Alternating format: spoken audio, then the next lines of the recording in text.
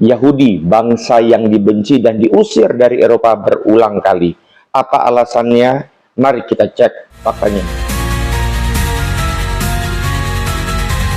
Jadi, semua ini tidak dimulai di Eropa. Ceritanya justru dimulai dari tanah asal mereka, yaitu Yudea. Wilayah yang sekarang ini kurang lebih berada di sekitar Israel dan Palestina. Jadi pada tahun 70 Masehi, itu terjadi pengepungan Yerusalem, tahun 70 Masehi itu. Ketika Kekaisaran Romawi menghancurkan Yerusalem dan Bait Suci, pusat ibadah dan identitas bangsa Yahudi. Beberapa puluh tahun kemudian, sekitar tahun 132 sampai 136 Masehi, terjadi pemberontakan Bar Kokhba. Jadi Bar Kokhba ini adalah seorang pemimpin Yahudi yang memimpin perlawanan besar terhadap Romawi dengan harapan merebut kemerdekaan. Tapi pemberontakan ini gagal total. Dampaknya apa? Besar sekali. Banyak orang Yahudi yang dibunuh dan sisanya diusir dari tanah mereka sendiri. Ya, ada berapa lah yang tersisa. Sejak saat itu mereka hidup tersebar. Mereka tidak punya negara, tidak punya tanah tetap. Mereka berpindah-pindah, termasuk mayoritas itu ke wilayah Eropa, hanya untuk bertahan hidup. Awalnya mereka datang seperti pendatang biasa, ingin hidup, ingin bekerja, dan membangun komunitas. Tapi situasinya tidak mudah. Di abad pertengahan, mayoritas masyarakat Eropa itu kan beragama Kristen. Nah, karena orang Yahudi tidak menerima Yesus Kristus sebagai Mesias, muncul pandangan bahwa mereka ini, Yahudi ini, berbeda, bahkan dianggap sebagai pihak yang menolak Tuhan. Dari sudut pandang masyarakat saat itu, ini bukan sekedar perbedaan iman, tapi dianggap sebagai ancaman. Dari sini prasangka mulai tumbuh. Orang Yahudi mulai dibatasi. Mereka tidak boleh memiliki tanah di banyak tempat. Banyak pekerjaan juga tertutup bagi mereka. Akhirnya apa? Mereka masuk ke bidang yang masih terbuka, seperti perdagangan, peminjaman uang, ya asal muasal daripada bank modern saat itu. Masalahnya profesi ini kan sensitif. Orang yang berhutang cenderung tidak suka pada pemberi hutang. Begitu kan? Jadi ketika ekonomi buruk, kemarahan itu pasti mulai diarahkan. Bayangkan situasinya. Rakyat sedang susah, ekonomi jatuh, dan mereka butuh seorang yang disalahkan. Maka orang Yahudi seringkali jadi target paling mudah untuk disalahkan.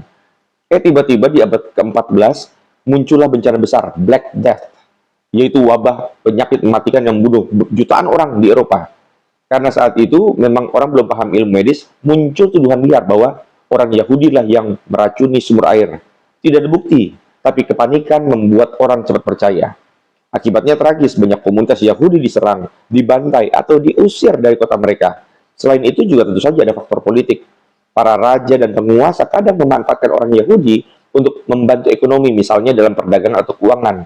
Tapi ketika tekanan dari rakyat meningkat, atau ketika penguasa ingin menghapus utang mereka, solusi paling mudah adalah apa? Mengusir orang Yahudi dan mengambil harta mereka. Jadi memang dimanfaatkan. Nah, salah satu contoh paling terkenal adalah Alhambra Decree. Ini adalah keputusan resmi dari kerajaan Spanyol 1492 yang memerintahkan semua orang Yahudi untuk meninggalkan Spanyol atau pindah Kristen. Bayangkan, dalam waktu singkat ratusan ribu orang harus meninggalkan rumah mereka tanpa jaminan masa depan. Dan waktu terus berjalan, tapi pola yang sama itu tidak berhenti.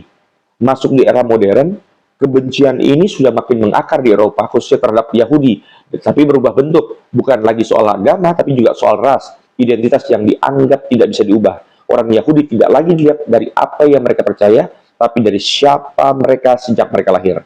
Puncak tragedi itu adalah Holocaust, pembantaian sekitar 6 juta orang Yahudi selama Perang Dunia Kedua di bawah kekuasaan Adolf Hitler di Jerman. Nah, di titik ini bukan lagi soal pengusiran, ini adalah upaya pemusnahan. Jadi kalau kita tarik benang merahnya, jawabannya bukan satu alasan, bahkan juga bukan karena satu kesalahan, tapi karena kombinasi dari prasangka agama, kecemburuan ekonomi, kepentingan politik, ketakutan massal yang terus berulang dari zaman ke zaman.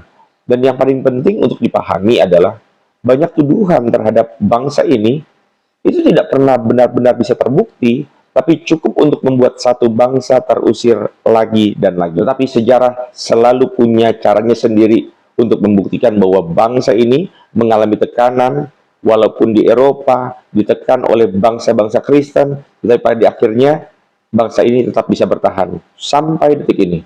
Kira-kira menurut Anda, apa yang membuat bangsa ini bisa bertahan melewati banyak upaya pemusnahan? Boleh share pendapat Anda dan pemikiran Anda?